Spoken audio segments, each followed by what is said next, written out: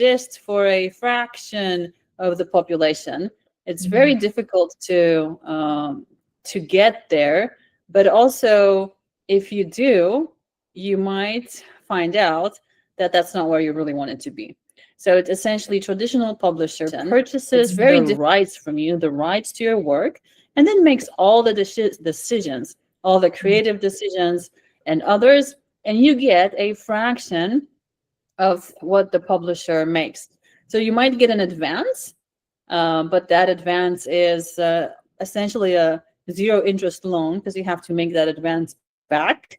Once you make that advance back, then you get the royalties. You typically get, let's say, $1 per book, if it's a $20 book. Like, that's quite typical.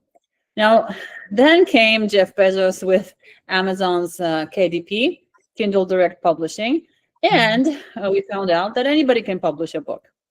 That doesn't mean anybody should. Like, it doesn't mean everybody should, because now we see a lot of low quality books on the market. But what it means is that it's no longer a gatekeeper that makes a decision of whether your book should be out or not. The decision makers are now the readers. Because if your book is terrible, nobody's going to buy it and nobody's going to read it. If the book has not been positioned correctly, nobody's going to find it. So now it's all in the hands of anybody, but that essentially means that there's a lot of books that just fail. Nobody ever sees them. But what does self-publishing mean? It means that anybody can publish. It means that you can take everything in your own hands. It's under your control. And out of the royalties, you get 100% of the royalties. There's no agent or publisher to take your royalties, essentially. So if your book is priced at $20 on Amazon, $9.99 or $9.95, then you're going to get, depending on the length of your book, because all that matters, but let's say you make $10 of royalty, not one. Okay, so big difference here. And now we have these two extremes. So what happens? Just a natural opportunity came up for experts who have been successful at self-publishing. So they developed an ecosystem where you have professionals that give you the same support as traditional publishers, but the same control as self-publishing. So that's what I call the entrepreneurial publishing model. We can call it the hybrid model. And why is it hybrid? It's hybrid because you get the support, you get the skills, you get the team that you have with traditional publishing. So the quality of the book is the same as a traditionally published book. However, you get also the best out of self-publishing because you get the control, you get all of the royalties. So if it's $20 that your book is priced at, you get the $10 from our previous example. Those go into your pocket. It's an entrepreneurial model because it's essentially you investing in your book, just like an entrepreneur invests in their business. Here you invest in your book, but you reap all of the rewards. So think, for example, about a lot of people like to have a link in their book. Okay, so we want a link in our book to promote our business. But if you talk to a traditional publisher, you have to negotiate that link because the traditional publisher wants to link to their website so that the reader buys more of their books. So there's a little bit of a conflict of interest. So this is just a tiny little detail. We can dive in deeper, but these are the main differences between the three publishing models. Oh, so personally, I'm really new to the idea of like the hybrid publishing. So as you mentioned, it's the other extremes are the common ones. So I'm curious now. So hybrid publishing is often misunderstood since it's widely unfamiliar to people, right? But so for your advice, how can authors tell the difference between a credible hybrid publisher and a vanity press? So the main difference is that a vanity press is just going to take on any project, right? You give them an opportunity to make money, they're going to gladly take it. And in terms of entrepreneurial publishers, there is certain risk that an entrepreneurial publisher takes when working with an author. So that's reputational risk, for example. Okay, it's like when we work with the we gladly worked with the leaders of DHL, of Mitsubishi, of Montessori, because those are great companies to be able to to have an working partnership with, to be able to work, to provide a service for.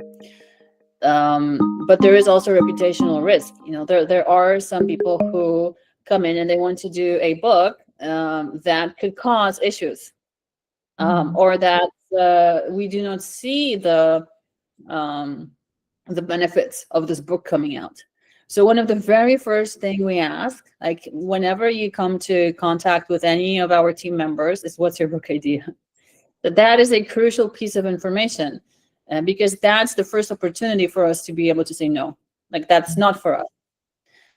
There have been instances where people have been able to get through our systems, which are pretty robust. But I have had calls, so typically I take the calls once people have already gone through a couple steps. And if there's no fit, like, I'll be the first to block that. So one of my shortest calls was 4 minutes. Essentially, there was just no fit. I didn't want to have anything to do with that idea. So I didn't want to waste that person's time or my time to talk about something that's just not aligned. So that's the main difference between a vanity press. A vanity press is going to say yes to everything, might not even ask you what your book is about.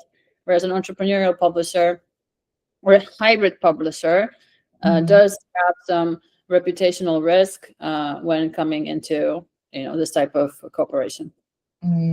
Okay, so I got that. So basing on what you've mentioned, so when does self-publishing make the most strategic sense, especially for entrepreneurs or thought leaders? Well, self-publishing makes sense for people who want to get into the publishing space, like they want to become publishers. So they need to learn the ropes. That, it makes sense to then start learning about it, trial and error. It is costly, but if you're going to publish multiple books, then essentially you're going to get an ROI on those, on those failures. If you have the time, if you have a lot of time, like, there's the trade-off, right? Time versus money. If you have a lot of time, go into self-publishing, learn it, fail, and then learn. But if you're an entrepreneur who's, typically the leaders that I speak to have been able to grow their businesses to certain sizes and have certain outcomes in their lives, be successful, because they know that you need to rely on professionals, on experts for areas where where it's not your unique ability. So if it's my unique ability to grow a business and I'm really good at that, I want to find somebody who's really good at capturing my voice and turning that into a book and then getting that out and marketing it. So, the abundant leader or entrepreneur knows that you can always make more money, but you can never get your time back. Right. So that's typically the mindset that I deal with. Self-publishing is great for people who have more time and who are looking to publish multiple books. So they want to learn. So what I'm thinking from here is that, choosing the hybrid option for publishing, it really is strategic and really is the optimal way for going about this route, right? So from your experience, how does the choice of publishing model impact an author's credibility, authority, and long-term opportunities? Yeah. Nobody looks at the publisher. Nobody knows. Unless you are unless you are an author yourself or you are a publisher, you don't even look at the publisher. You never scroll down to those details. Like, nobody cares. What people care about is what can this author or what can this book do for me? Right. So who should really care about the imprint? The people from academia. So, there are certain publishers, such as, I know, Springer, the famous German academic publisher. And there are academics where it's important to them to be published with that publisher, because then that's going to go to their credits that they need to be able to proceed. Although right now we're getting a lot of people who teach at universities. They come out with their own books.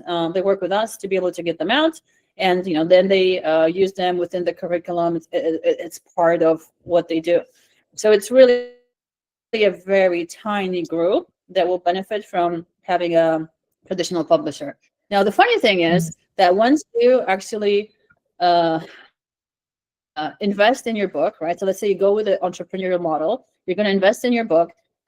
You have, all the control. You maintain the rights. You get, let's say, $10 of royalty per book. You get bestseller status, right? Because you're working with professionals, so you get the best of all worlds. You get all the benefits. At Mhm. that point, it's very likely that a traditional publisher is going to knock on your door and say, "Hey, your book is doing really well. We'd like to represent you. We'd like to, republish your book under our imprint." And you're going to say, "Okay, well, cool. Well, what do you give me?" Well, we give you distribution, and we give you, $1 per copy. And then you're going to say, "Okay, like, but essentially, what are you going to do in terms of marketing?" I know we're going to Yes. promote you in all the different places, right? And then you say, "Well, I'm already doing that, and I'm making $10 per copy." So then you have this really awkward conversation of like, what do we want to do now? And these are actual Right. conversations that our authors have. Mhm. So speaking of that, so there are a lot of like, beliefs going around traditional publishing and how like, the common ideas of people about regarding writing a book and publishing. So what are the biggest myths author believe about traditional publishing and how do those myths hold them back from writing?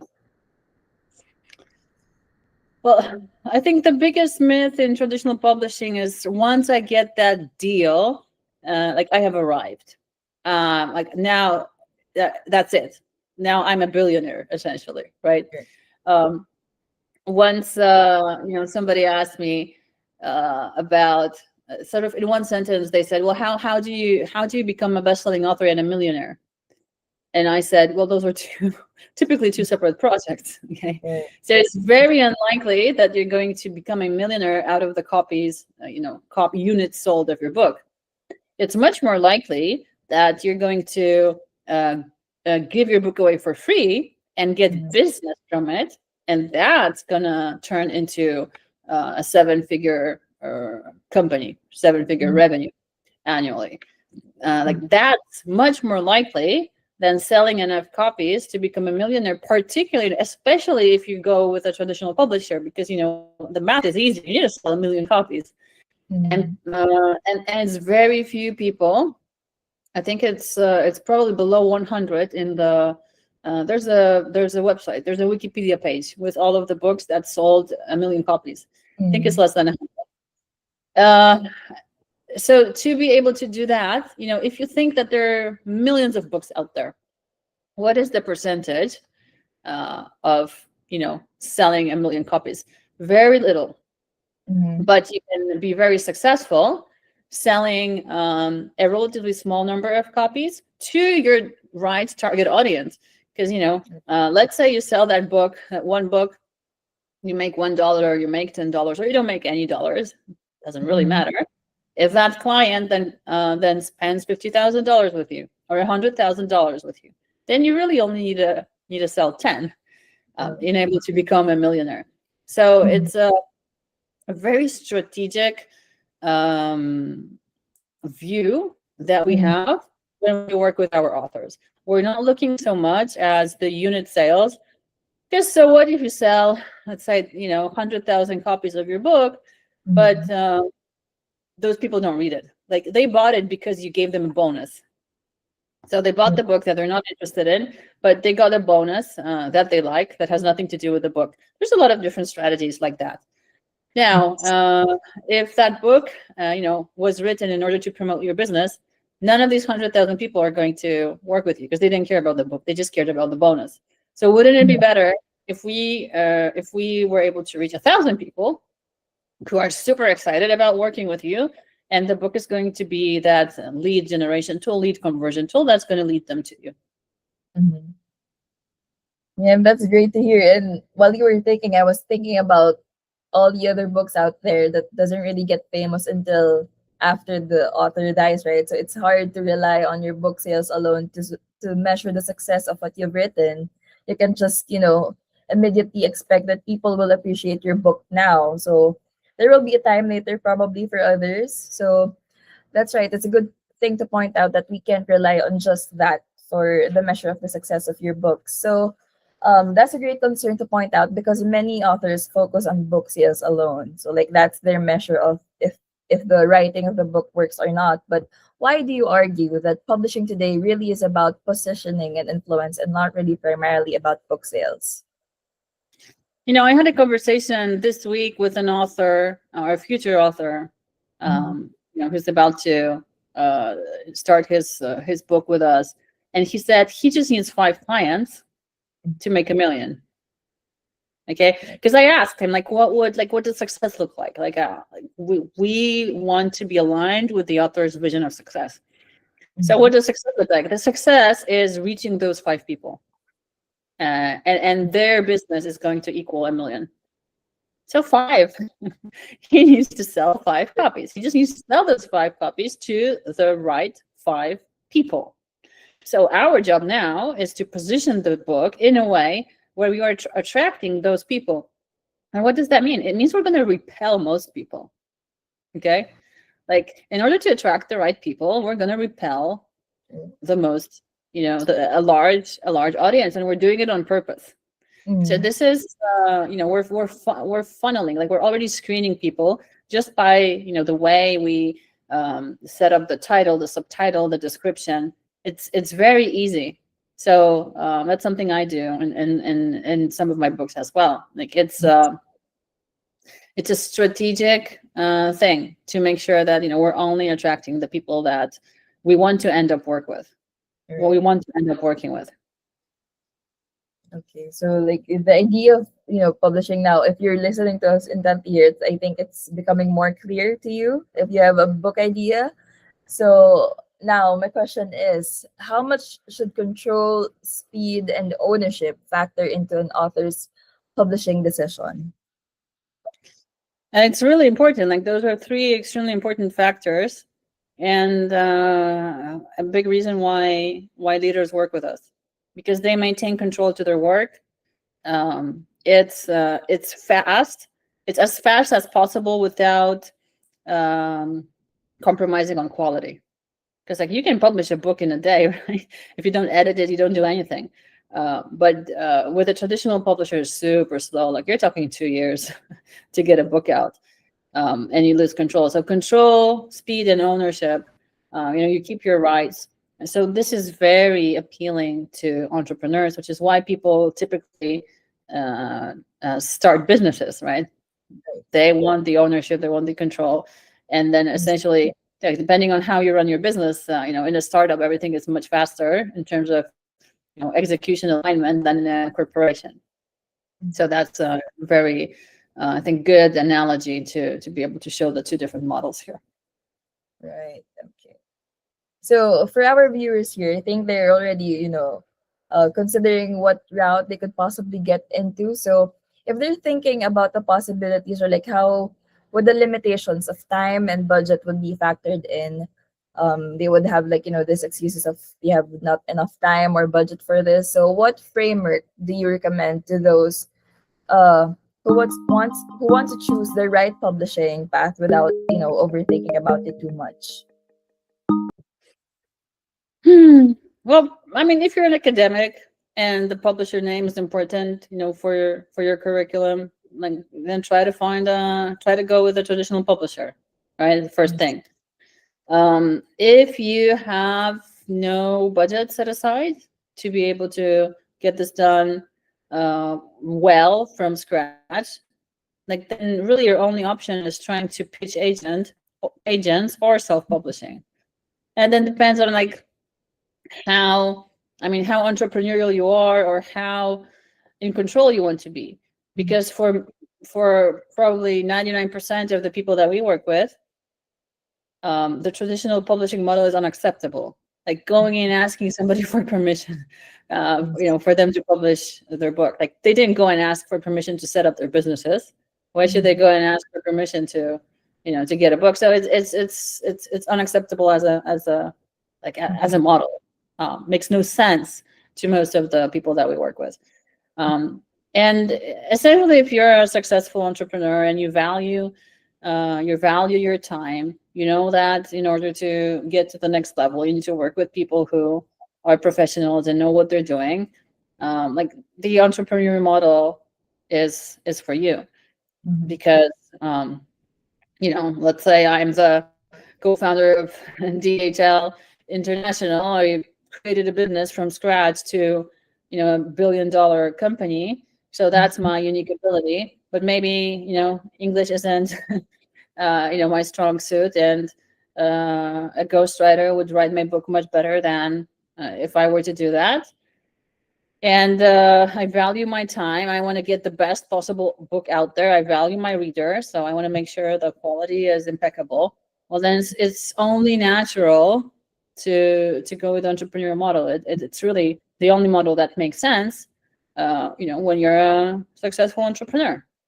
Right, definitely. So this is gonna be a fast episode for us today here, Alenka. But before we wrap and get into the last question of this episode, so with the last 20 minutes that we've been on air, I've been already enlightened with the different types of publishing. It's been a quick, very informative session with you this afternoon. And I was just thinking about, for the viewers out there, if you have a book in mind, it's not just enough to get those ideas onto paper, but you also have to consider the means for you to write and publish the book. So I hope that you're already considering and thinking about what route you would get into, the pros and cons of traditional publishing, self-publishing, and hybrid publishing.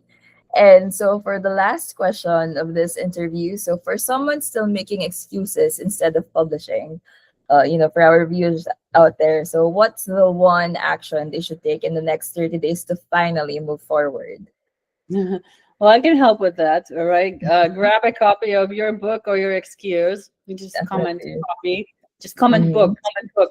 Grab a copy of your book or your excuse, and that will essentially help you um, see, your excuse for what it is, an Mhm. excuse, and help you work through it. So I went over the excuses that I most often hear, and in the book I help you work through it so you can actually move forward. Right. That's great. That's a great book to start the year with, of course, definitely. This is January and we're setting up our goals and we're trying to see what of the bucket list that we can take off this year, right? So definitely everyone, I would encourage you to read the book, your book or your excuse. And if today's conversation resonated with you, here's your next step. As you've heard here, don't let your book stay an idea. Pick up your book or your excuse and learn how publishing becomes a strategy and not an excuse. And what Alika showed with us isn't just a book, it's a blueprint for turning your message into influence, authority, and opportunity. And it's really more than what you can really buy or do or produce with just writing a book, right? So if you want a copy, as we mentioned, you don't have to purchase our book. Just leave a comment here or reach out to us in any of our platforms. We are on LinkedIn, Instagram, TikTok, Facebook, or YouTube, and we'll send you a free e-copy of the book. So thank you everyone for joining us. If you have any questions, feel free to drop them in the comment section or send us a message, and we will see you next time to learn more about our excuses and more about writing and publishing. See you all. Thank you. See you.